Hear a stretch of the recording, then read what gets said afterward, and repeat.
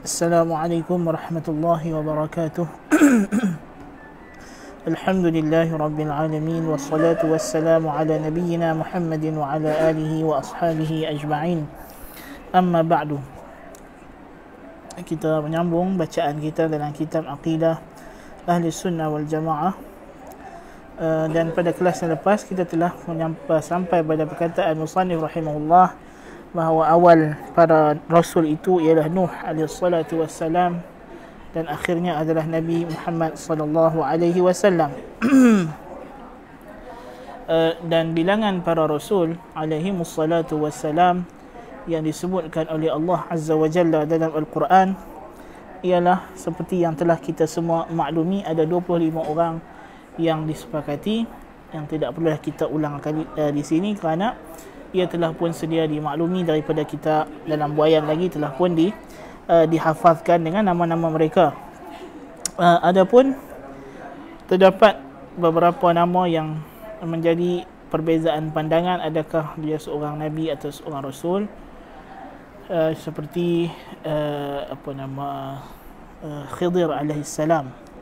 Khidir alaihissalam, adakah Khidir ini adalah nabi ataupun wali? Dan sebahagian ulama mengatakan Khidir adalah nabi dan sebahagian lagi mengatakan Khidir adalah wali. Demikian juga berkenaan dengan Luqman Al-Hakim, walaupun yang sahihnya Luqman Al-Hakim bukanlah nabi, tapi dia adalah waliullah. Demikian juga Zulqarnain, ada pertikaian di kalangan para ulama. Dan seorang nabi yang sabit dalam hadis yang sahih ialah Yusha' ibn Nun. Kerana sabit dalam hadis Nabi SAW, ghaza nabiyyun min anbiya'i Bani Israel, seorang nabi daripada Bani Israel pergi berperang, kemudian matahari hendak tenggelam, lalu dia berdoa kepada Allah Ta'ala supaya menahan matahari daripada tidak tenggelam, menahan matahari bertenggelam, membolehkan dia menyelesaikan peperangan di waktu siang. Kemudian barulah matahari tenggelam ataupun masuk waktu maghrib. Dan datang dalam hadis yang lain, nabi yang dimaksudkan ini adalah Yusha' ibn Nun. Nabi SAW kata, lam tuhbasi syams illa li Yusha' ibn Nun layaliya sara ila Baitul Maqdis. Matahari tidak pernah ditahan melainkan untuk Yusha' ibn Nun pada hari Bani Israel, dia memimpin Bani Israel masuk ke Baitul Maqdis. Dan Yusha' bin Nun dikatakan adalah teman ataupun fata ataupun peneman Nabi Musa AS ketika perjalanan beliau bertemu dengan Khadir AS. Ala kulli hal, Nabi-Nabi dan Rasul-Rasul, bilangan mereka tidaklah ada had tertentu, walaupun datang dalam sebahagian hadis bahawa bilangan Nabi adalah 313 atau 315 orang dan bilangan Rasul adalah 124,000 orang. Ini hadis ini ada pertikaian di kalangan ulama, ada yang mensahihkan dan ada juga yang mendhaifkan, walaupun dari segi kecenderungan kita mengatakan sanadnya tidaklah kuat. Dari segi sanadnya, hadis Abu Dzar Al-Ghifari yang panjang itu sanadnya tidaklah kuat. Namun kita kata bilangan Nabi itu seperti mana Allah Ta'ala telah sebutkan, wa rusulan qasasna alayka min qablu wa rusulan lam naqsushum alayk. Dalam surah An-Nisa Allah Ta'ala kata, dan rasul-rasul yang telah kami ceritakan kepada berkenaan mereka kepada kamu sebelumnya, dan rasul-rasul yang tidak kami ceritakan sama sekali berkenaan mereka kepada kamu wahai Muhammad. Wa kallamallahu Musa taklima, dan Allah telah berbicara secara langsung dengan Nabi Musa alaihissalam. Dan telah kita sebutkan juga bahawa awal rasul itu Nuh alaihissalam berdasarkan hadis yang sahih daripada Anas bin Malik, hadis syafa'ah, hadis syafa'ah yang panjang, iaitulah para manusia akan datang di padang mahsyar bertemu dengan Nuh alaihissalam, lalu mengatakan, anta awwalu rasulin arsalahu Allahu ila ahli al-ard, engkau adalah rasul yang pertama yang Allah utuskan kepada penduduk bumi. Adapun Adam alaihissalam, tentulah Nabi Adam adalah nabi di antara nabi-nabi yang telah Allah Ta'ala wahyukan kepadanya. Dan mengkhususkan bilangan ataupun kita kata jumlah Nabi ataupun Rasul ini bukanlah termasuk dalam usul akidah, tetapi yang usulnya adalah kita beriman bahawasanya Allah Subhanahu Wa Taala mengutuskan Nabi dan Rasul yang banyak kepada umat manusia untuk membimbing mereka, dan pada setiap umat telah ada Rasul. Walaqad ba'athna fi kulli ummatin rasulan an ya'budullaha wajtanibut taghut, dan kami telah utuskan pada setiap umat seorang Rasul yang menyeru mereka supaya sembahlah Allah semata-mata dan jauhilah taghut. Dan nama Rasul yang telah sebut dalam Quran secara terperinci, yang nama mereka datang, maka wajiblah kita i'tiqad dia adalah Nabi ataupun Rasul mengikut kedudukannya, seperti Nabi-Nabi yang 25 yang telah kita semua ketahui. Dan dalam kalangan 25 itu ada juga perbezaan pandangan pada Idris dengan Ilyas. Adakah Idris dan Ilyas ini Nabi yang sama ataupun Nabi yang berbeza? Ala kulli hal, yang berlaku padanya ijma', maka itu adalah wajib kita imani secara tafsil. Seperti kisah Nabi Shu'aib dan qaumnya, kisah Nabi Hud dan qaumnya, kisah Nabi Saleh dan kaumnya, apa mukjizat yang Allah Ta'ala bagi kepada mereka yang telah sabit dalam Al-Quran, maka yang ini wajib kita beriman secara tafsil, secara terperinci. Adapun yang tidak disebutkan ceritanya berkenaan mereka, maka tidaklah wajib kita mencari-cari, melainkan berpada dengan apa yang datang dalam Al-Quran dan Sunnah. Adapun dari segi umat ialah golongan manusia yang berhimpun. Maksud umat di sini ialah golongan manusia yang berhimpun ataupun berkongsi satu perkara yang sama, dan datang dalam hadis yang sahih bahawa bilangan umat manusia ini adalah 70 umat, di mana umat Nabi Muhammad sallallahu alaihi wasallam adalah penutup atau pelengkap 70 umat. Bagaimana konsepnya, wallahu a'lam bissawab, yakni tidak mesti dari segi Rasul, kerana selepas datangnya seorang Rasul misalnya akan datang Nabi-Nabi macam Bani Israel, selepas berlalu Nabi Musa AS, Nabi Harun AS, maka datang pula Nabi-Nabi yang bukan Rasul yang membimbing mereka. So mereka adalah umat Nabi Musa, tetapi selepas itu Bani Israel datang Nabi-Nabi yang selepas itu.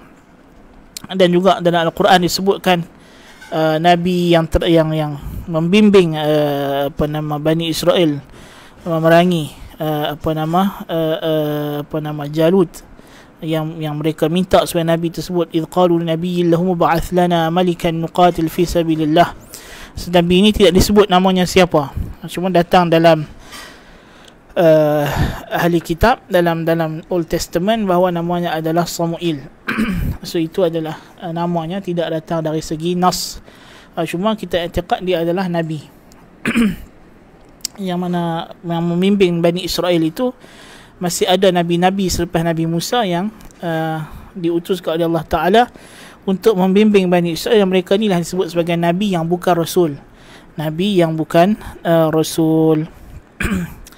Taib. Kemudian musannif rahimahullahu ta'ala masuk kepada satu masalah yang masyhur juga, iaitulah masalah dia kata wa anna afdalahum Muhammadun thumma Ibrahim thumma Musa thumma Nuh wa Isa ibn Maryam وهم المخصوصون في قوله تعالى وإذ أخذنا من النبيين ميثاقهم ومنك ومن نوح وإبراهيم وموسى وعيسى بن مريم وأخذنا منهم ميثاقا غليظا. Dan bahawa yang paling afdal dalam kalangan para nabi itu ialah Muhammad sallallahu alaihi wasallam, kemudian Nabi Ibrahim sallallahu alaihi wasallam, kemudian Musa, kemudian Nuh, kemudian Isa ibnu Maryam alaihi wassalatu wassalam. Dan inilah yang disebut sebagai ulul azmi minar rusul, seperti firman Allah Ta'ala, fasbir kama sabara ulul azmi minar rusul, dan bersabarlah kamu wahai Muhammad seperti mana sabarnya ulul azmi yang memiliki keazaman yang jitu dalam kalangan Rasul. Dan mentahdidkan 5 nama ini sebagai ulul azmi bukanlah kesepakatan para ulama, kerana ada perbezaan pandangan, tetapi inilah pandangan yang paling kuat, disokong oleh dalil-dalil yang pelbagai. Di antaranya ayat yang disebut oleh al-musannif ini menunjukkan bahawa inilah rasul-rasul yang utama. Allah sebut dalam suratul Ahzab ini Wa idh akhadna minan nabiyyin, dan ingatlah ketika mana kami telah mengambil daripada para nabi, mitsaqahum, perjanjian mereka, wa minka, dan daripada kamu wahai Muhammad, wa min Nuh, dan daripada Nuh, dan Ibrahim, dan Musa, dan Isa anak laki Maryam, dan kami ambil daripada mereka semua itu perjanjian yang sangat berat, perjanjian yang sangat besar, perjanjian yang sangat utuh kukuh untuk menyampaikan dakwah tauhid. So Allah Ta'ala khususkan 5 rasul ini dengan pengkhususan nama mereka disebut berasingan setelah disebutkan nabi-nabi yang lain secara umum. Wa idh akhadna mitsaqan nabiyyin, wa idh akhadna minan nabiyyina mitsaqahum wa minka, dan daripada kamu wahai Muhammad. So menunjukkan 5 rasul inilah yang disebut sebagai ulul azmi. Selain juga hadis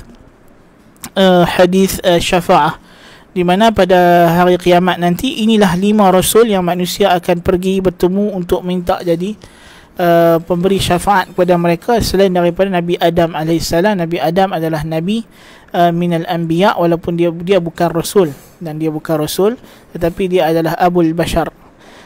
Adapun yang lagi 5 orang, iaitu Nuh, Ibrahim, Musa, Isa, dan juga Muhammad alaihimussalatu wassalam, ini semua rasul ulul azmi minar rusul. Dan di antara menunjukkan mereka ini adalah yang afdal dalam kalangan para anbiya, dan yang paling afdal daripada kalangan 5 orang ini ialah 2 orang khalil, iaitulah Nabi Muhammad sallallahu alaihi wasallam dan Nabi Ibrahim alaihi salam.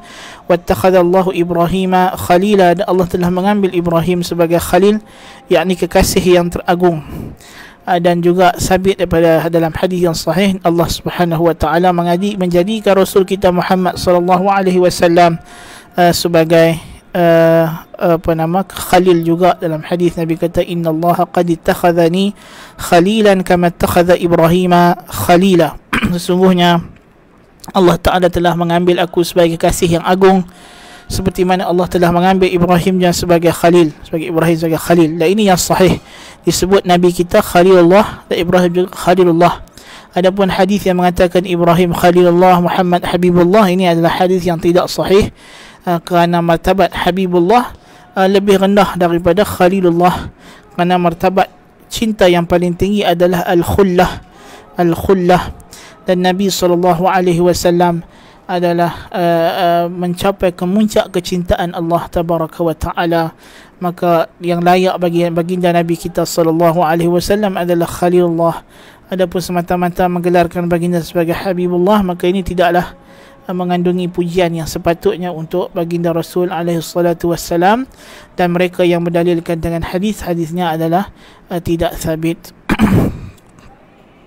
Maka dan di antara 2 khalil ini, Nabi kita dengan Ibrahim alaihissalam, maka Nabi kita lah yang paling afdal, kerana dia adalah khatamun nabiyyin. Dan dalam hadis Nabi kata, ana sayyidu waladi Adam, aku adalah penghulu anak-anak Adam, menunjukkan bahawa Nabi kita Muhammad sallallahu alaihi wasallam adalah yang paling afdal. Dan Nabi lah awwalu syafi'in wa awwalu musyaffa'in, yang pertama pergi minta syafaat dan yang pertama diperkenankan untuk mendapat syafaat. Jadi tidak ada sesiapa pun yang mendahului Nabi untuk pergi minta syafaat, dan tidak ada sesiapa pun diperkenankan untuk mendapat syafaat sebelum Nabi kita sallallahu alaihi wasallam, dan tidak diizinkan untuk dibuka pintu syurga melainkan dengan kedatangan Nabi kita Muhammad alaihi salatu wassalam. So ini menunjukkan bahawa Nabi kita sallallahu alaihi wasallam Nabi yang paling afdal. Dan juga di antara keafdalan Nabi kita sallallahu alaihi wasallam, baginda diutuskan kepada seluruh manusia, sedangkan rasul-rasul sebelum baginda diutuskan kepada umat yang khusus, umat tertentu, bangsa tertentu, sedangkan Nabi kita sallallahu alaihi wasallam kepada seluruh manusia, tidak mengira apa bangsa, apa bahasa, apa negeri dan geografi kedudukan mereka, dan apa sahaja keturunan dan warna kulit mereka. Maka ini banyaklah dalil, dan wajiblah kita beriktikad Nabi kita sallallahu alaihi wasallam adalah afdalul anbiya'i war rasul, Nabi yang paling afdal dan rasul yang paling afdal. Selain daripada yang telah disebutkan sebelum ini juga pada perenggan yang lalu, bahawa Nabi kita sallallahu alaihi wasallam juga adalah penutup para anbiya, penutup para anbiya, maknanya dengan diutusnya Nabi kita sallallahu alaihi wasallam tidak ada lagi wahyu yang baru diturunkan oleh Allah Ta'ala, tidak ada lagi rasul yang baru yang akan dilantik menjadi nabi maupun rasul. Adapun kedatangan Nabi Isa alaihi salam di akhir zaman, maka itu adalah bukan nabi yang baru, tapi Nabi Isa memang sedia ada, adalah nabi sebelum Nabi kita sallallahu alaihi wasallam lagi. So apa yang dibahaskan pada perenggan yang kita duk baca ini adalah berkenaan dengan susunan ataupun tertib keafdalan, tertib afdalnya nabi-nabi. Dan Allah Ta'ala telah menyebutkan tilka rusulu faddalna ba'dahum ala ba'd minhum man kallama Allah wa rafa'a ba'dahum darajat wa atayna Isa ibn Maryam al-bayyinati wa ayyadnahu bi ruhil qudus. Demikian itulah para rasul yang telah kami lebihkan kedudukan sebahagian mereka dengan sebahagian yang lain. Ada yang telah diajak bicara langsung dengan Allah Ta'ala, Nabi Musa. Ada yang dilebihkan derajatnya mengatasi yang lain, Nabi kita Muhammad sallallahu alaihi wasallam. Dan kami berikan kepada Isa anak laki Maryam itu pelbagai keterangan yang nyata, dan kami kuatkannya dengan Ruhul Qudus. Jadi Nabi itu kedudukan mereka berbeza-beza dari segi fadilat, tapi dari segi keimanan kita semua wajib beriman bahawa mereka semua adalah nabi-nabi dan rasul-rasul yang Allah muliakan. Dan dengan Nabi kita Muhammad sallallahu alaihi wasallam ada lagi perkara-perkara yang kita wajib beriman tambahan, sebab Nabi kita adalah yang wajib kita ikuti, yang akan datang perbincangannya pada perenggan-perenggan yang akan datang. Berkenaan dengan keafdalan nabi-nabi ini datang dalam sebahagian hadis yang mungkin menjadi iskal, itulah bahawasanya Nabi sallallahu alaihi wasallam melarang kita mengatakan la yaqulu ahadukum ana afdalu min Yunus ibn Matta. Janganlah seorang kamu mengatakan bahawa aku lebih afdal daripada Yunus ibn Matta, Yunus anak lelaki Matta. So ulama mengatakan maksud hadis ini sama ada. Siapa yang maksud dengan ana itu? Adakah ana itu nabi? Atau maksud hadis itu la yaqulu ahadukum, janganlah seseorang kamu berkata aku, iaitu aku itu balik kepada orang yang cakap. Itu satu taujih. Yang kedua ialah maksud kalau kita kata ana di sini Nabi SAW, maksud larangan Nabi daripada kita mengatakan Nabi lebih afdal daripada Yunus bin Matta adalah dari segi untuk merendah-rendahkan, kerana nak memperlekehkan kedudukan Nabi Yunus AS. Tidak boleh. Walaupun Nabi Yunus AS ada melakukan kesilapan dan sebagainya, tapi itu adalah telah dimaafkan oleh Allah Ta'ala, dan ada hikmah yang besar. Kenapa Allah Ta'ala jadikan peristiwa itu berlaku begitu, ada hikmahnya dan pengajaran buat kita. Demikian juga datang dalam hadis seorang Yahudi bergaduh dengan seorang sahabat, lalu berlakulah kedudukan Yahudi itu memuji Nabi Musa AS, maka Nabi marah, lelaki itu pun mengatakan bahawa Nabi lebih afdal dan sebagainya. Sahabat yang tadi ni kata Nabi kami lebih afdal dan sebagainya. So bila sampai pengetahuan perkara tersebut dari Rasulullah, Nabi larang perbuatan sahabat tadi yang memuji kedudukan Nabi melebihi Nabi Musa AS. Ini kerana supaya tidak membawa kepada pahaman yang silap kepada orang Yahudi tadi, yang bahawa umat Islam ni tidak mengiktiraf kedudukan Nabi Musa. So maknanya dari segi asal hukumnya memang Nabi lebih afdal, dan setiap Nabi dengan Rasul itu ada berbeza-beza keafdalan antara mereka. Tetapi dalam kita hendak memuji atau nak mengatakan seorang Nabi ini lebih afdal Nabi yang lain, mesti dalam konteks bukan dengan tujuan untuk memperlekeh, bukan dalam tujuan untuk memilih-milih bulu. Yang Nabi ni kami nak ikut, Nabi ni kami tak mau percaya, itu tak boleh lah. Sedangkan Nabi semua membawa tauhid. Cuma dari segi syariat memanglah kita hanya boleh ikut syariat Nabi Muhammad SAW saja. Tapi dari segi kita mengiktiraf mereka ni adalah Nabi-Nabi Allah dan Rasul-Rasul Allah Ta'ala, maka itu adalah sama satu standard. Tidak boleh kita memilih bulu macam Bani Israel, macam yang dibuat oleh orang Yahudi dan orang Nasrani, na'udzubillah min zalik. Maka itu maksud larangan kita melebih-lebihkan kedudukan seorang Nabi di atas Nabi yang lain. Bukan bermakna tidak ada afdal, ada afdal. Ini juga sama macam kes antara surah dengan surah, ayat dengan ayat. Surah Al-Quran dengan surah Al-Quran, ayat Quran yang lain, memanglah ada surah yang lebih afdal dengan surah yang lain, ayat yang lebih afdal ayat yang lain. Tapi kalau satu orang itu mengatakan surah ni lebih afdal, ayat ni lebih afdal dengan tujuan dia nak baca hak tu saja, hak lain tak nak baca, maka tak boleh lah. Sedangkan semuanya adalah kalamullah, semuanya adalah kalamullah, tapi adalah fadilat yang lebih antara satu sama yang lain. So itu maksud perenggan yang kita bincang pada malam ini adalah berkenaan dengan afdalnya nabi-nabi, dan iaitulah rusul ulul azmi minar rusul. Dan ulul azmi minar rusul ini adalah yang mu'tamadnya, yang sahihnya berdasarkan dalil-dalil ialah 5 orang rasul yang telah disebutkan dalam ayat ini, iaitulah Nabi kita Muhammad sallallahu alaihi wasallam, Nuh, Ibrahim, Musa, Isa alaihi wassalatu wassalam. Jadi mudah-mudahan apa yang kita bincangkan pada malam ini mendapat manfaatnya biiznillah taala. Aqulu qawli hadza wa astaghfirullahal azim li wa lakum. Subhanakallahumma wa bihamdika asyhadu an la ilaha illa anta astaghfiruka wa atubu ilaik. Wa sallallahu nabiyyina Muhammad. Assalamu alaikum warahmatullahi wabarakatuh.